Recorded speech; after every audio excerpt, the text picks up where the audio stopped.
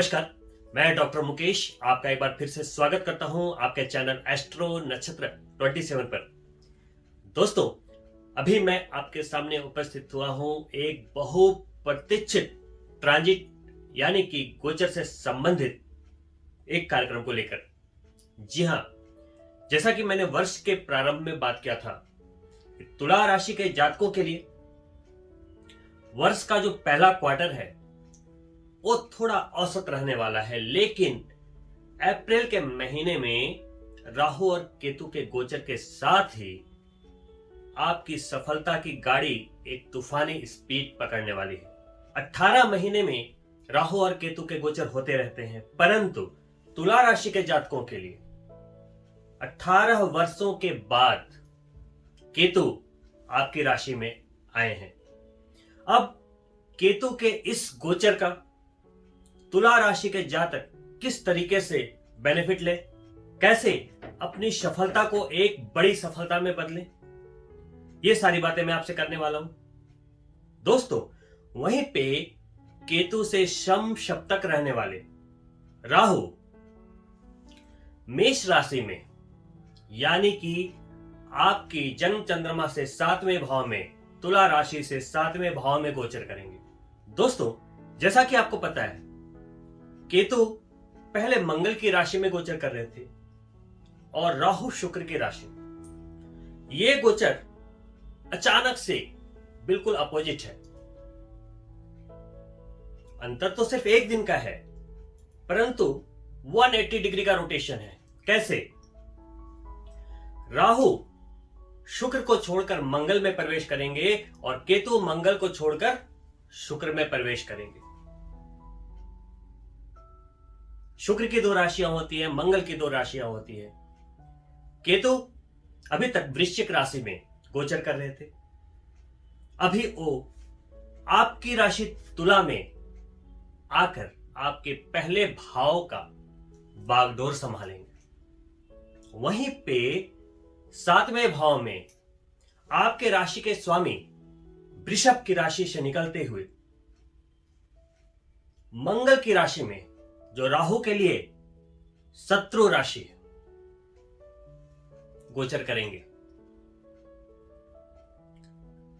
मेदिनी ज्योतिषी में राहु मंगल के साथ बहुत ही विनाशकारी माना जाता है, या यूं कहें कि मंगल की राशि में राहु आग में घी डालने का काम करते हैं।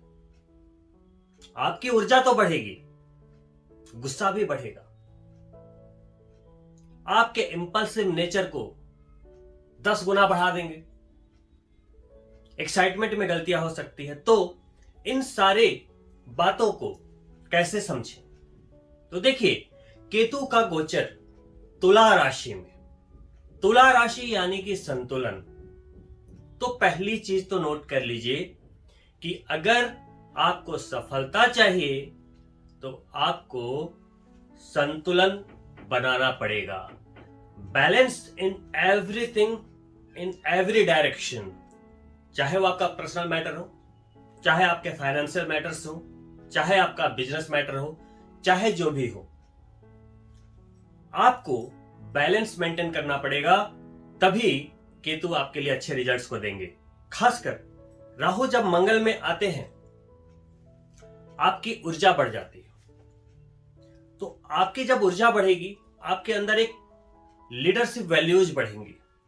तो आप जो अपने ड्रीम्स को पूरा करने के लिए, आप अपने टारगेट्स को पूरा करने के लिए जो प्रयास कर रहे थे, और खासकर वो प्रयास जो आपके भौतिक सुख संपदाओं को जुटाने के लिए था, घर लेना, गाड़ी लेना, या अपनी वेल्थ को बढ़ाने के लिए, पैसा को बढ़ाने के लिए, क्योंकि राहु क्या है? सिर्फ पैसा पैसा पैसा, माया।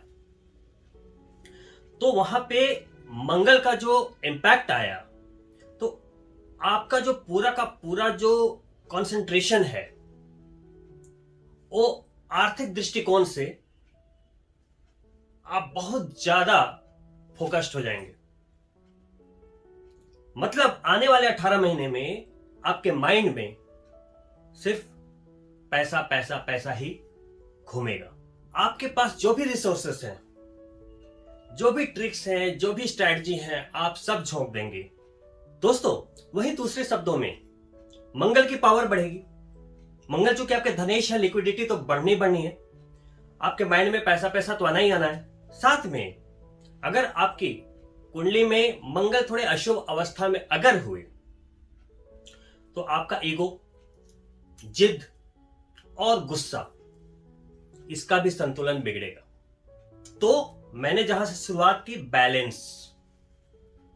बैलेंस इन एवरीथिंग, चाहे आपका एटीट्यूड हो या पर्सनल मैटर, तभी सफलता मिलेगी।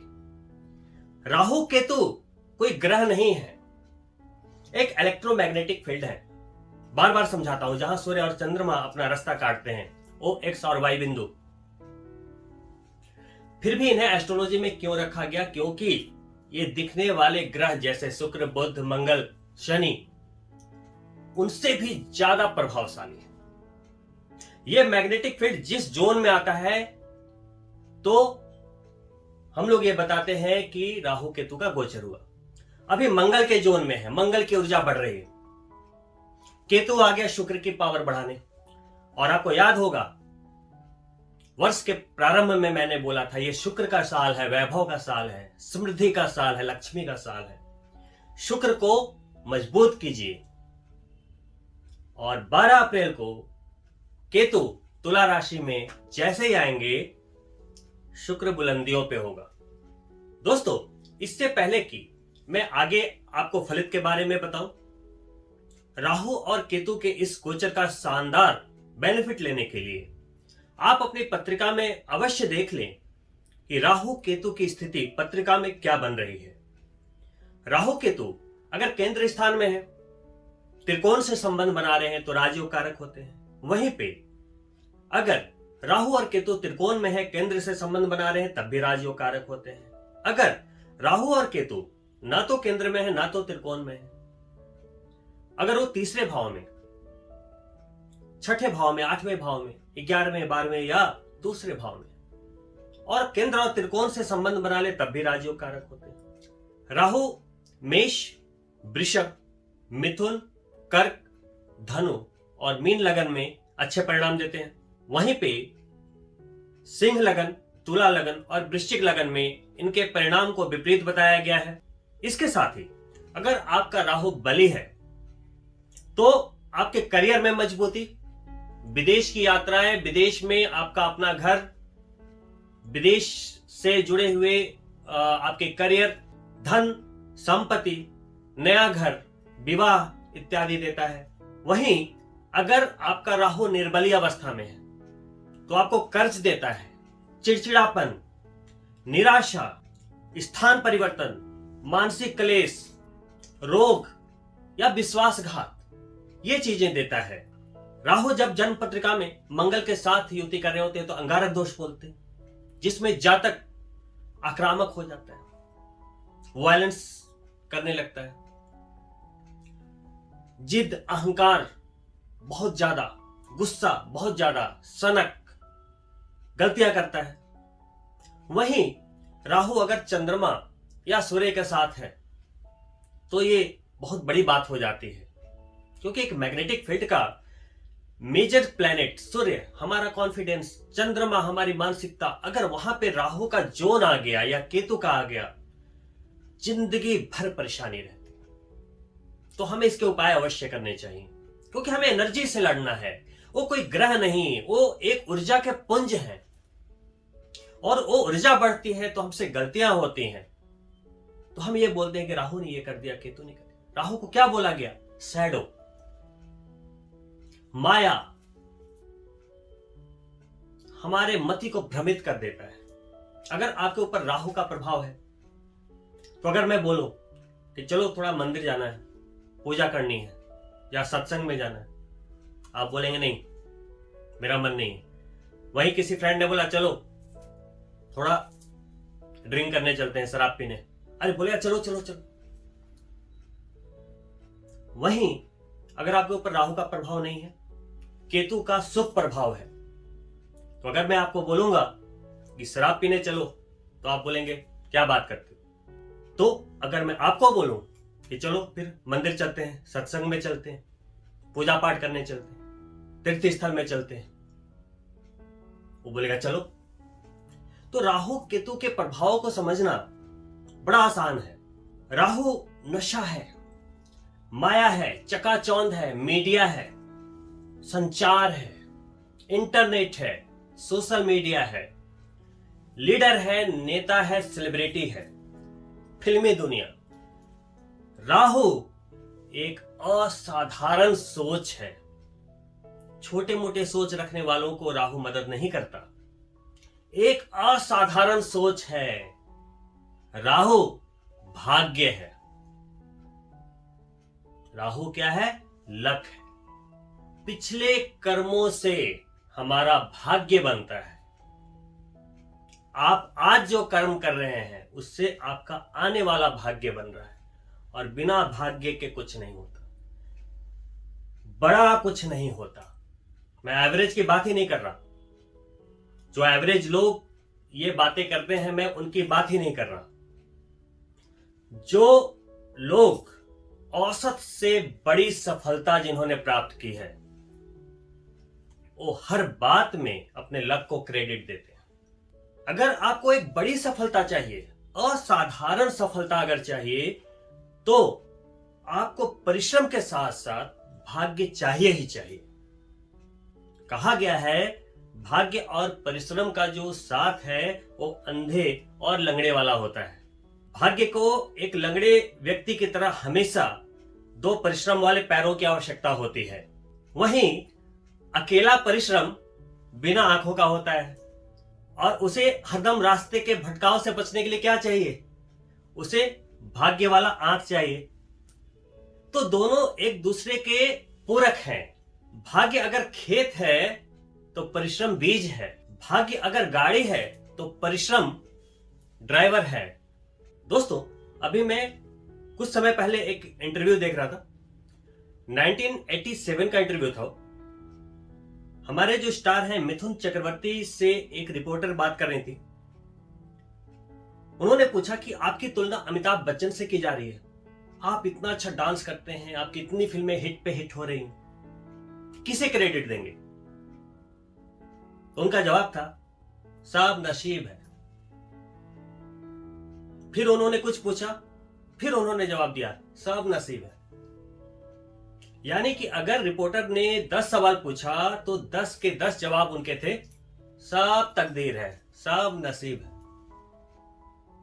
तो जिन्होंने औसत से ऊपरी सफलता पाई है वो सब मानते हैं कि सब नसीब है। राहु का गोचर है। राहु को सीधा सीधा भाग्य से जोड़ा गया है। जैसे शनि देव को कर्म से जोड़ा गया है, राहु को भाग्य से जोड़ा गया है, केतु को प्रसिद्धि से जोड़ा गया है। हर ग्रह का एक अपना ऑरा होता है। हार्डवर्क और स्मार्ट वर्क दोनों में बहुत अंतर होता है। मेहनत तो दिन रात एक मजदूर भी करता है, शायद एक मजदूर से ज्यादा मेहनत कोई नहीं करता। तो क्या उसकी मेहनत के अनुपात में उसे पैसे मिल पाते हैं? सोचिएगा, ये एक दूसरा विषय है। मैं आपको सिर्फ एक फलित समझाने की कोशिश कर रहा हूं, और चूंकि ये राहु केतु का कॉन्सेप्ट है तो आपको यह समझना बहुत आवश्यक है। राहु का गोचर मंगल की राशि में हुआ, तो मंगल के प्रभाव को और उसके द्वारा आपके आने वाले भविष्य में आपके मिलने वाले रिजल्ट्स को समझने के लिए मंगल को भी समझना अनिवार्य है। पद्य पुराण के स्वर्ग खंड के अनुसार जब भगवान विष्णु का पसीना धरती पे गिरा तो उसको बड़े प्यार से सहेजा गया, और वो जब बड़ा हुआ तो कुमार अंगारक के रूप में बड़ा हुआ। उसी को मंगल कहते हैं। उसने कड़ी तपस्या से ग्रह का दर्जा पाया। वहीं पे जब समुद्र मंथन के बाद अमृत का बंटवारा हुआ और देवता जब अमृत पान कर रहे थे, विष्णु भगवान मोहिनी रूप में जब अमृत पान करवा रहे थे, तो छल से बैठा स्वर भानु, उसका सिर भगवान विष्णु ने अपने चक्र से धड़ से अलग कर दिया, और वही राहु और उसका धड़ केतु हुआ। राहु के संहार करता हो गए विष्णु भगवान, और विष्णु भगवान के अंश हो गए मंगल, और उसी मंगल में राहु का गोचर है। तो ये जो कन्फ्लिक्शन है मंगल और राहु का, अंगारक दोष का, आपके एनर्जी और गुस्से का, चिड़चिड़ापन, ईगो, इसमें नियंत्रण लाने के लिए अगर आपने विष्णु भगवान की आराधना की तो मंगल भी खुश, राहु भी कंट्रोल में। It's all about balance. आइए अब बात करते हैं कि राशि के बारे में तो आपने समझ लिया कि मंगल की राशि में राहु का गोचर हुआ और केतु शुक्र की राशि में आ गए। वैसे ही किस भाव में यह गोचर हुआ है और आपको क्या मिलेगा। तो दोस्तों, तुला राशि के लिए 1-7 एक्सिस पे यह गोचर है। जन्म चंद्रमा पर केतु का नियंत्रण यानी शुक्र पे, और जस्ट सम सप्तक राहु यानी आपके 7वें भाव पे मंगल की राशि में राहु का। तो आपका जो भाव एक्टिव होता है पहला और 7वां, याद रखिएगा शुक्र की भी 2 राशियां हैं, मंगल की भी 2 राशियां हैं। तो शुक्र अगर केतु के आने से मजबूत हो रहा है तो वहां पे 2 भाव मजबूत होंगे, एक आपका पहला भाव और एक आपका अष्टम भाव। वहीं पे राहु अगर मंगल की राशि में आया है तो आपका 7वां भाव भी मजबूत होगा और वृश्चिक राशि यानी आपका धन का भाव भी मजबूत होगा। आपके 4 भाव में राहु केतु का ये गोचर जान डाल देगा, एनर्जी डाल देगा। प्रथम भाव में केतु के गोचर से शुक्र की वृद्धि होने के कारण प्रसिद्धि मिलेगी, तय है, ख्याति मिलेगी, बिजनेस कारोबार में चौमुखा विकास होगा। राहु के 7वें भाव में गोचर के कारण बिजनेस से रिलेटेड जो भी साझेदारी, पार्टनरशिप के काम थे वहां पे थोड़े कंफ्यूजन, कुछ आर्ग्यूमेंट्स, लड़ाइयां, छोटे मोटे झगड़े या फिर कुछ लीगल टर्म पे कुछ मामले आ सकते हैं। आपको सलाह दी जाती है कि आने वाले 18 महीने तक खासकर पार्टनरशिप में कोई भी बिजनेस ऑपरेट करना फलदायक नहीं होगा।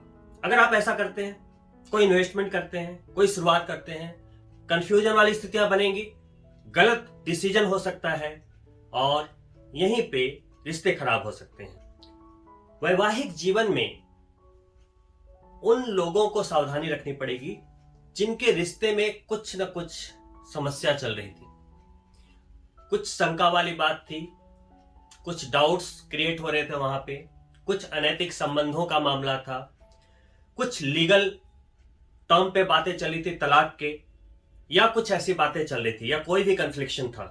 तो उन जातकों के लिए ये गोचर एक अलगाव को लेकर आया है। वहीं पे केतु के लगन में गोचर के कारण और 7वें पे लगातार दृष्टि होने के कारण वैवाहिक जीवन में मधुरता रहेगी, लेकिन उन लोगों के जिन्होंने अपने मैरिड लाइफ में एक बैलेंस को बनाया हुआ है और एक बिल्कुल सच्चा प्यार है, ट्रू लव है, कोई धोखा नहीं है, कोई शक नहीं है, तो वहां पे कोई समस्या नहीं होगी। साथ ही चूंकि तुला राशि के जातकों के लिए 1-7 का एक्सिस है, तो अगर आप है और 7वां आपका शत्रु, आपके सामने वाला क्या होता है, अपोनेंट। अगर राहु केतु अच्छी अवस्था में है तो आपका हर काम किसी न किसी के सहयोग से बनेगा। अगर आप कोई बड़ा काम करने वाले हैं, अपने सपने को पूरा करने के लिए एक बड़ा रिस्क लेने वाले हैं, या कुछ भी नया कदम उठाने वाले हैं, नया काम आप कुछ भी करेंगे, इन 18 महीनों में कोई ना कोई आ जाएगा तीसरा और आपको सहयोग दे देगा।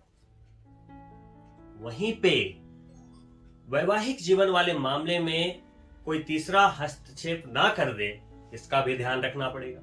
तुला राशि के ऊपर केतु का जो गोचर हुआ है उसमें आपको एक मूल मंत्र लेके चलना होगा 18 महीने।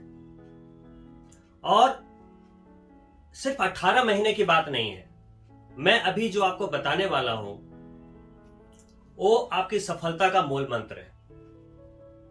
दोस्तों, केतु चीजों को छिपाता है, उसका एक मूल रहस्य है, आप कहें कि एक उसका अपना ऑरा है। जैसे राहु माया है, कंफ्यूजन है, गलत डिसीजन करवा सकता है, वैसे ही केतु चीजों को बोलता है कि आप उसको हिडन रखिए, गुप्त रखिए, तभी तो मंत्र शक्ति है। मंत्र कैसे करते हैं? छिपाकर करते हैं। कोई भी स्ट्रेटजी कैसे बनाते हैं? छिपाकर, गुप्त रखते हैं, चाणक्य नीति, तो आपको यह समझना होगा कि राहु केतु का यह गोचर भले ही 18-18 महीने में होता है, परंतु केतु आपकी राशि में 18 वर्षों के बाद आया है। इस साल आपको शुक्र की आवश्यकता थी और इसके बल पे आप 2022 में 18 वर्षों से जो संघर्ष चला आ रहा था उस पर विजय पा सकते हैं, या यूं कहें कि जिंदगी में एक बड़ी सफलता का वक्त। लेकिन मूल मंत्र क्या है? राज को राज रहने दो। केतु क्या बोलता है?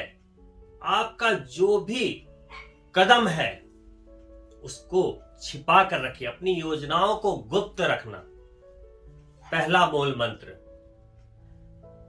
हर एस्पेक्ट में संतुलन में रहना, बस सफलता मिल जाएगी।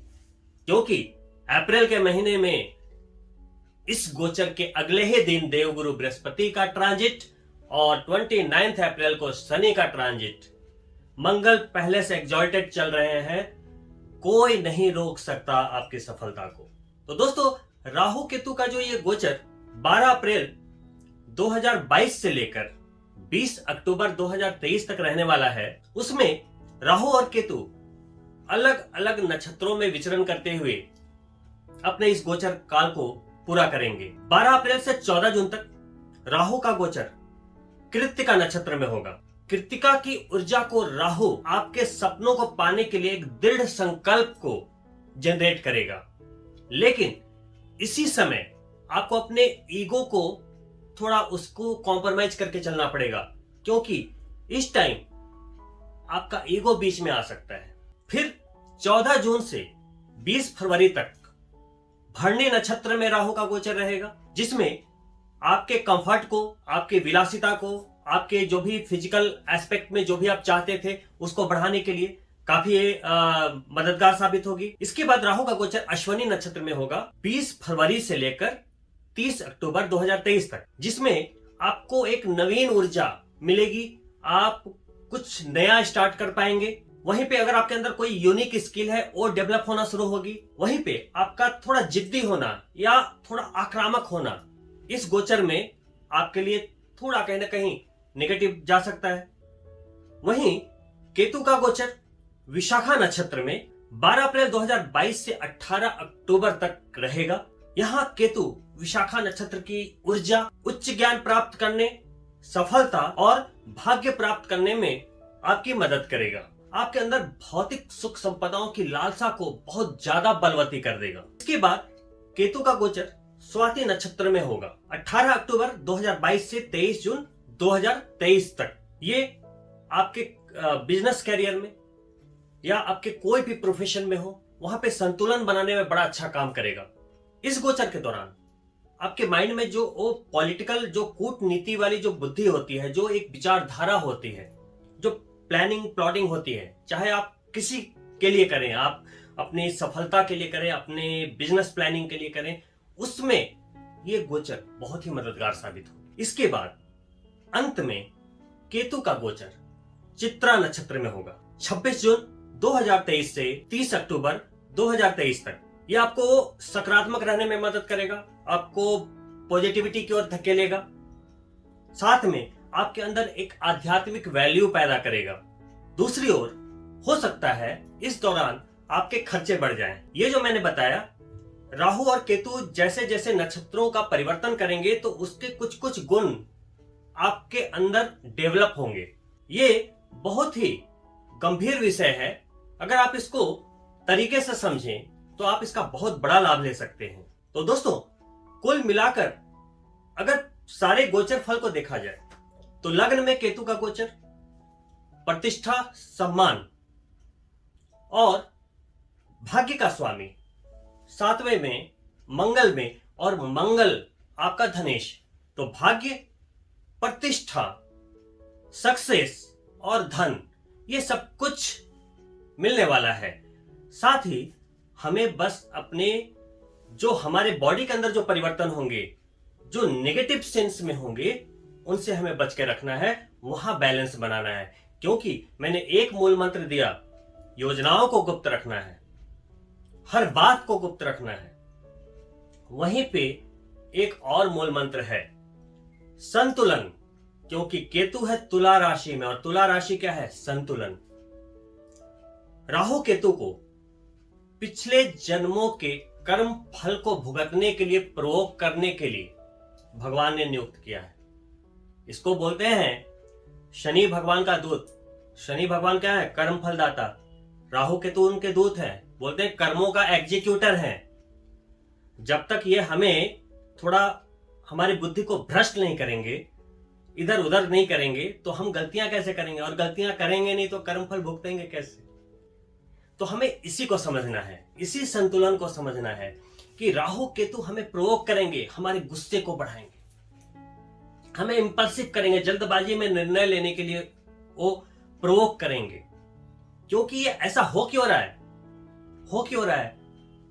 वो एक एनर्जी है, एक ऊर्जा के पुंज है, लगन में ऊर्जा आ गई। अब आप उस ऊर्जा को कितना संभाल पा रहे हो, it's up to you.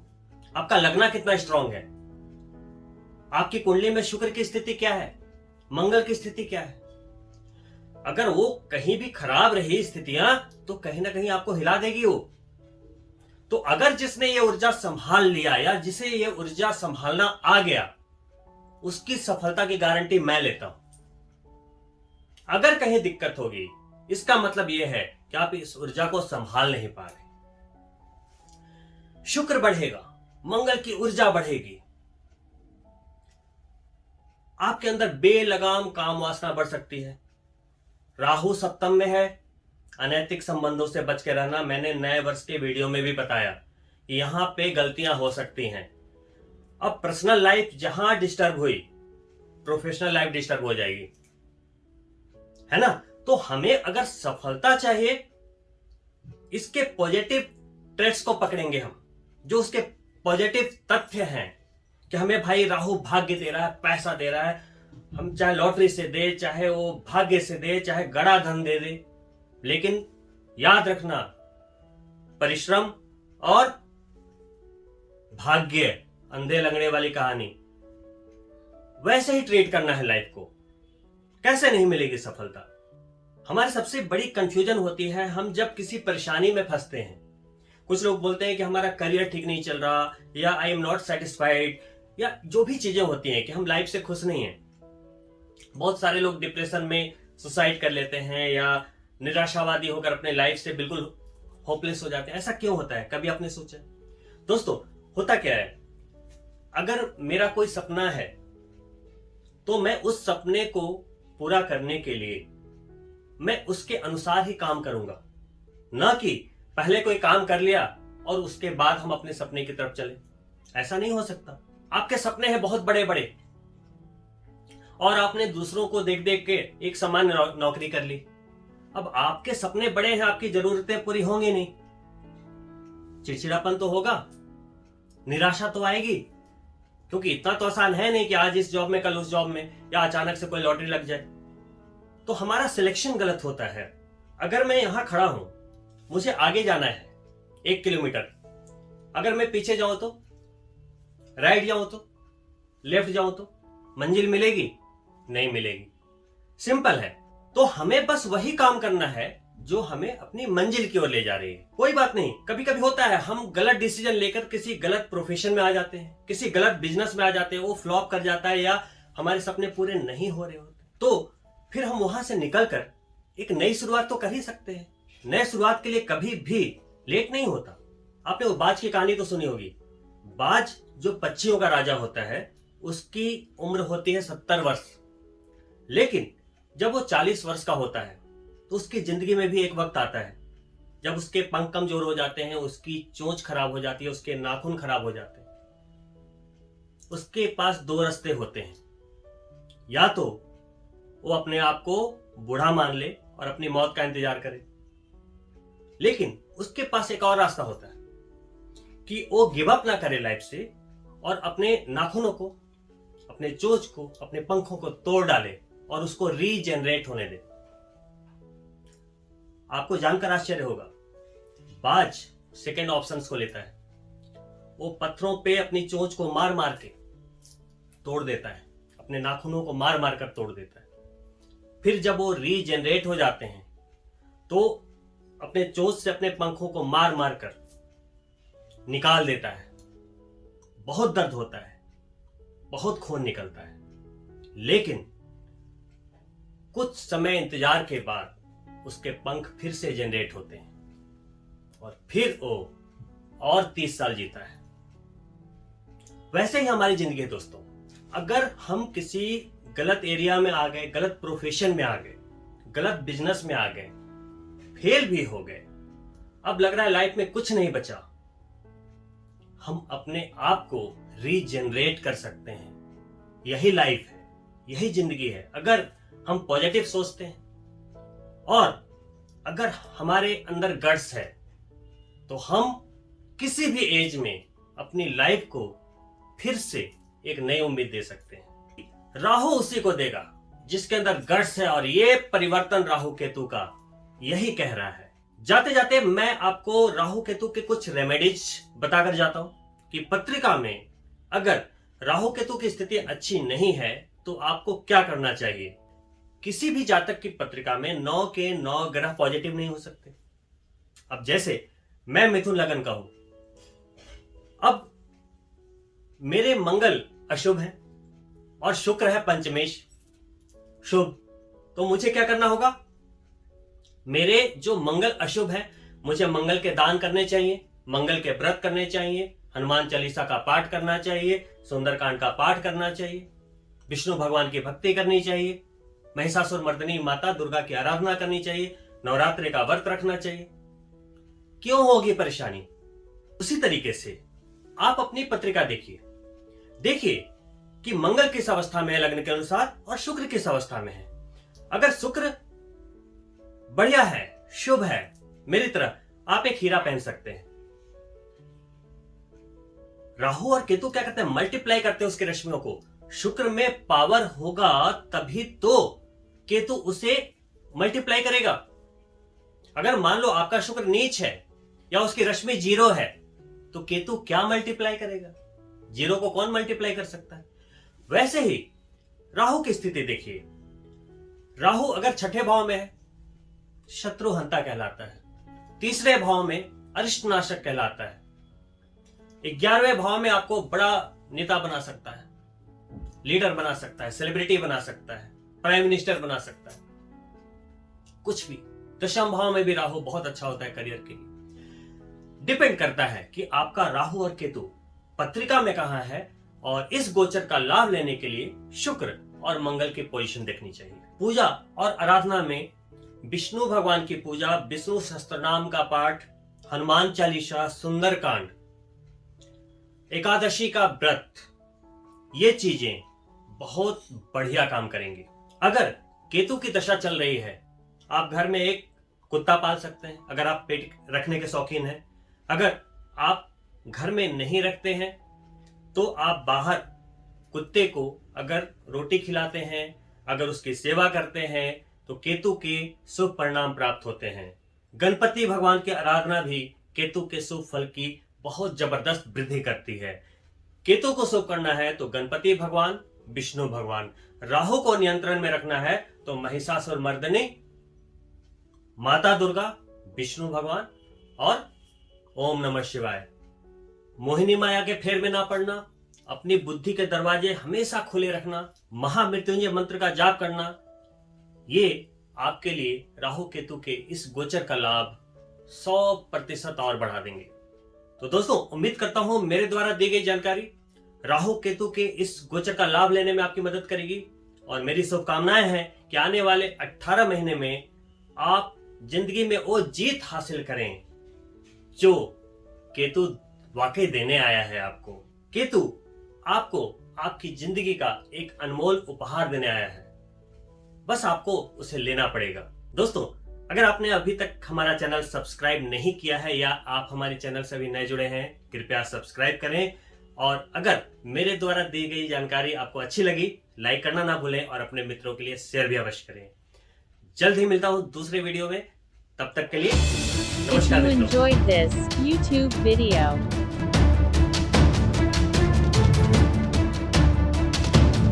like it.